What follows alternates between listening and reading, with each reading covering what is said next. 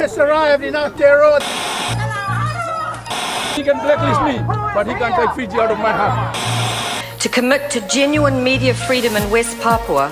Paris suffers numerous gun and grenade attacks. Where freedom of speech? To say what is unjust. I've been told not to worry about the devils. Can ask us to stop counting on a mere whim. A loss of World Cup year would be a lovely gesture. The world is facing grim future. This is our history. Being asked to show their passports and journalist visas. So it's important for us to bring the true story.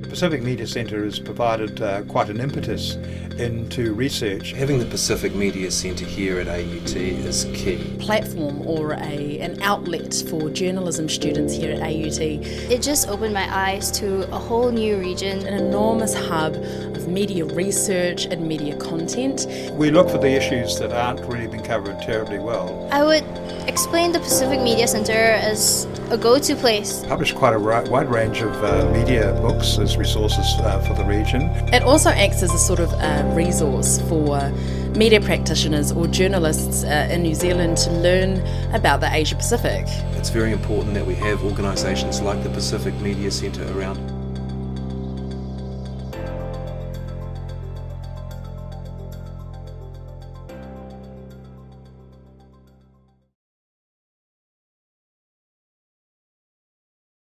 Kia ora toto and warm Pacific greetings. My name is David Robie and I'm Professor of Journalism Studies and also the Director of the Pacific Media Centre.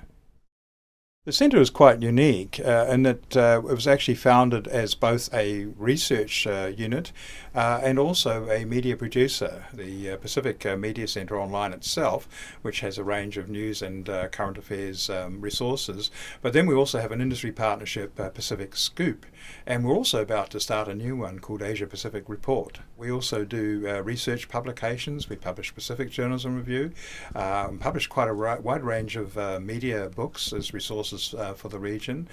Plus we have internships.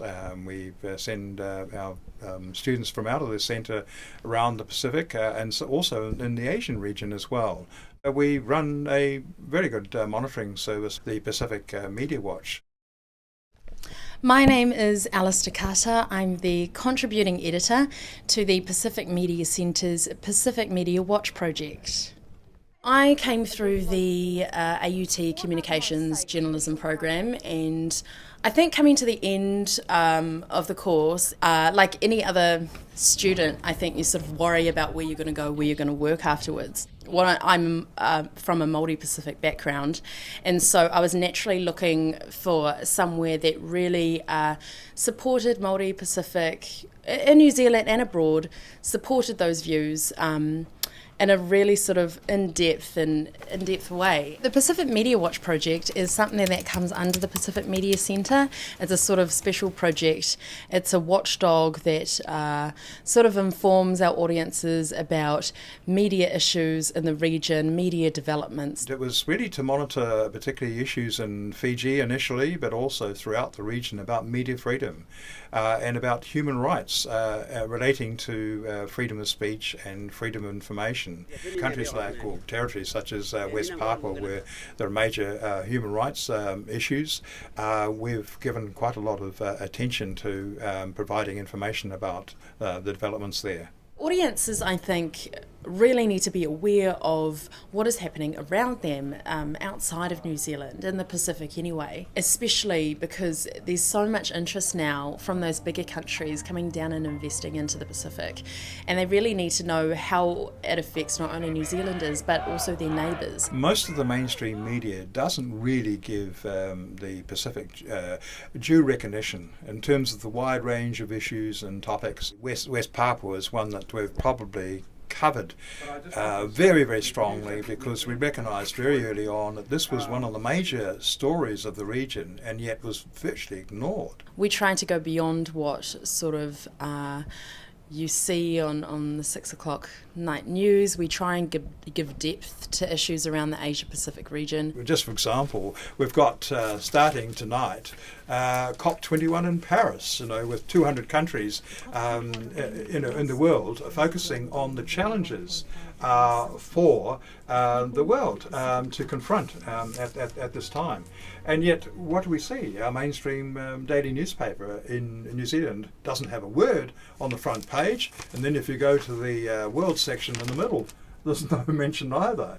So we saw this as very much our mission, that we would be an independent news service and complement sort of mainstream media like Radio New Zealand International, which does an excellent job. So we would provide the stories, but also the opportunity for our students to actually take an interest in their region.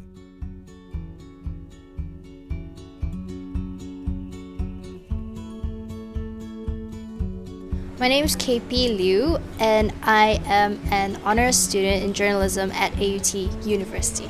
I was selected along with another guy, Nicholas, to go to Fiji to do an internship for 2 weeks. So I did 1 week with Republica magazine, and I did 1 week with Wansawara, which is the USP student publication.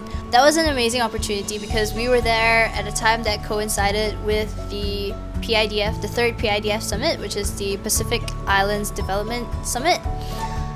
And we got to really hear on an in-depth level what were the issues that climate change was causing for these countries that were being affected. I got the chance to travel to Fiji last year for the Fijian elections, the first democratic elections in 8 years. And I interned with the local media for 2 weeks. I also got the chance this year, 2015, to travel to Samoa to cover the Manu Samoa All Blacks game. There was lots of other things happening as well, but that was sort of the main focus of the trip. Before this, I think climate change was quite a peripheral idea for me, but just being able to go there, being able to see this place and wrangle with the reality that because of the actions of human beings, this place might not be here in a couple of decades, it pushed me to want to go past parachute journalism. I think it's really easy to land in a new place and report what you see, but not try to understand why, not try to understand the historical factors behind it, not try to understand the cultural factors behind it, why the people think like that, the way the people act like that. The important thing for me getting to travel to these places and work outside of New Zealand was that not only was I being part of sort of these historical moments in the Pacific, I was also really learning as I went. As a journalist, I think it's really important for students anyways to sort of get out of their comfort zone, go and work in places that they're not familiar with. It's so important in having an opportunity to have a voice and also to be reporting on the issues. Our students are really the voice of the future, and they're facing a lot of the challenges that we're just simply talking about.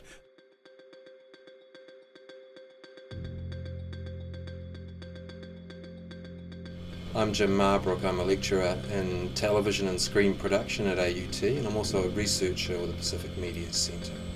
I approached David Robie when I first started working at AUT, and I had a project in New Caledonia that I wanted some advice over. When we first started in 2007, we did have a small grant that we were able to assist several research projects, and one of them was on Māori media up in Northland, and another one was about providing a seed grant for a documentary, Cap Bocage, on New Caledonia, and this was a very groundbreaking documentary.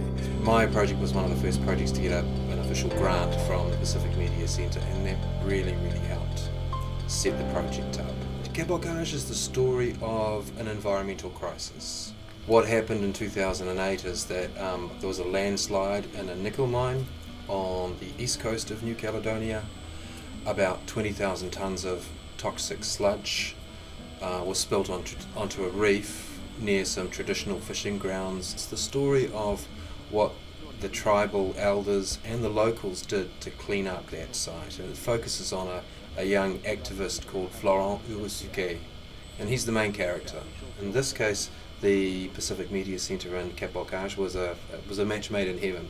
So we were very fortunate to be able to help Jim get going on this, and this is, I think, one of the most important documentaries that's come out of the Pacific in recent years. Environmental issues are key issues that we need to think about, not only in the Pacific but worldwide, and also New Caledonia is very underreported and misunderstood in a way. So it was building a bridge, following a good character, and talking about real issues that all people live in the Pacific. We had the main participants of the documentary come here into AUT, which was fantastic. When the project was finished, we were able to get Florent, the main participant, over here to New Zealand.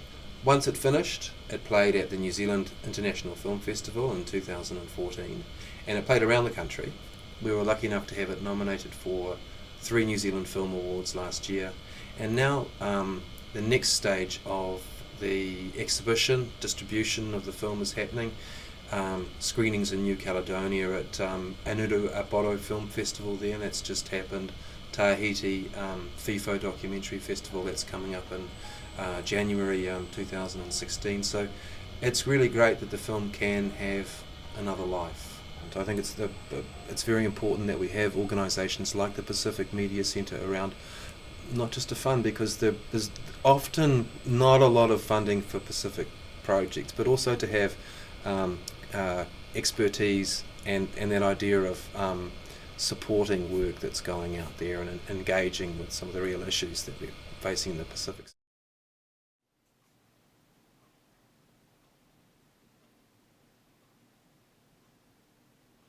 The Pacific Journalism Review has just recently celebrated 20 years of publication, which is quite an astounding achievement for a research journal, particularly in the Australasian region. This is the only journal that focuses on Asia Pacific, with a main emphasis on the Pacific research, and also it publishes New Zealand research as well, and Australian too for that matter. Pacific Journalism Review is affiliated with the Media Centre, so it's fantastic for me to know that the academic work that comes out of my documentary practice has an avenue. On the PhD side, we've had a number of students that are working on doctoral research, and our first PhD was last year with Roxana Aslam. She developed, and this was the first PhD in peace journalism in New Zealand, so really breaking a boundary there. At the moment we have another one with Tabranang Karoba, who's doing PhD research on Micronesia and climate change, particularly the role of media and interaction between politics, the nexus between political leaderships and the media itself. And the Pacific Media Centre has provided quite an impetus into research in quite a range of areas in the media that probably were rather neglected in the past, and so we're opening up new research pathways. But I just wanted to say that the news over the weekend is that three organisers of a West Papuan flag-raising ceremony in Port Moresby, the capital of Papua New Guinea, have been arrested. New Zealand is not a country by itself, and it is part of a bigger Pacific community, and it is our job as New Zealanders to also be aware of the problems that they face. What attracted me to the Pacific Media Centre is the fact that it gives a sort of strong voice for Asia Pacific issues, things that are normally sort of swept aside or not really given the airtime that they deserve. So we try to reflect what we think is really needed in the region, and that comes through our students' research. As an academic and as a filmmaker, the centre is a place where I can connect some of the theoretical stuff I do with some of the practical stuff. It's easy to get news, it's easy to find information that reports exactly what happened or who said what, but what's harder is to figure out why this is important to us and why this matters. We're at an exciting range of challenges at the moment to take the next steps forward, and we're looking forward to working with all our partners in the region and also giving an opportunity for our students to do some great things in the future.